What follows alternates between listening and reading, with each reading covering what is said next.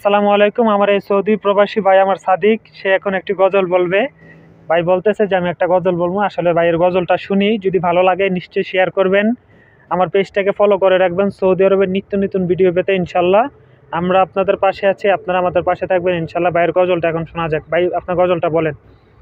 বাতেশা তুমি দিন দুনিয়ায় হে পরওয়ার দেগার, বাতেশা তুমি দিন দুনিয়ায় হে পরওয়ার দেগার, সিজদা লহ হাজার বার আমার হে পরওয়ার দেগার।